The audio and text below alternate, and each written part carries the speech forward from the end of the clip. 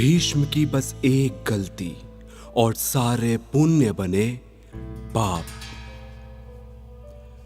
भीष्म पितामह महाभारत के प्रमुख पात्रों में से हैं, जो हमेशा ही धर्म के मार्ग पर चलते रहे।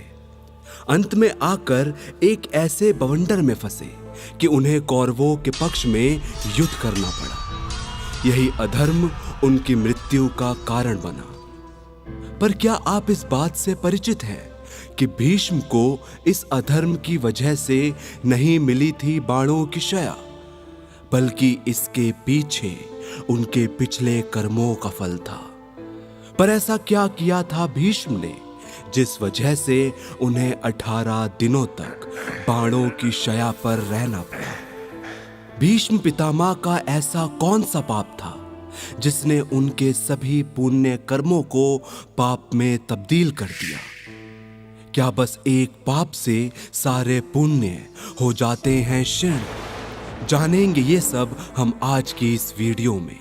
वीडियो को अंत तक देखना ना भूलें, और अगर आपने हमारे चैनल को सब्सक्राइब नहीं किया है तो इसे सब्सक्राइब करें। साथ ही बेल आइकन को दबाना ना भूलें ताकि हमारे चैनल से जुड़े अपडेट आप तक पहुंचते रहे।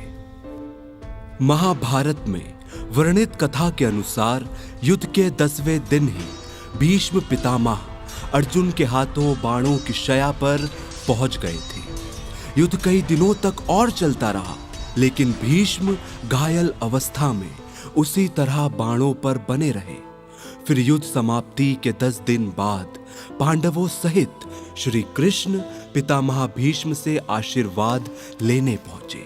श्री कृष्ण को देख भीष्म पितामह ने उनसे पूछा कि हे वासुदेव, कृपया मुझे बताइए कि मेरे कौन से कर्म का फल है जो मैं इस तरह 18 दिनों से बाणों की शया पर पड़ा हुआ हूं। पितामह की बातें सुनकर पहले तो मधुसूदन मुस्कुराए और फिर उन्हीं से प्रश्न करने लगे। पितामह, क्या आपको अपने पूर्व जन्मों का ज्ञान है? इस पर पितामह ने उत्तर दिया, हाँ है। मुझे अपने 100 पूर्व जन्मों का ज्ञान है कि मैंने इन 100 जन्मों में किसी का कभी अहित नहीं किया। ये सुनकर श्री कृष्ण मुस्कुराए और बोले, पितामह, आपने सही कहा कि 100 जन्मों में आपने कभी किसी को कष्ट नहीं दिया, लेकिन 101वें पूर्व जन्म में जो आपको याद नहीं, इस जन्म की तरह ही आपने तब भी एक राजवंश में जन्म लिया था। उस जन्म में जब आप युवराज थे, तब एक बार आप शिकार खेलकर जंगल से निकल रहे थे। तभी आपके घोड़े के अग्रभाग पर एक करकेंटा वृक्ष से नीचे गिरा। आपने उसे अपने बाण से उठाकर पीछे को फेंक दिया और वह बेरिया के पेड़ अर्थात एक कांटेदार वृक्ष पर जा गिरा, जिसकी वजह से बेरिया के कांटे उसकी पीठ में धंस गए, क्योंकि वह पीठ के बल गिरा था।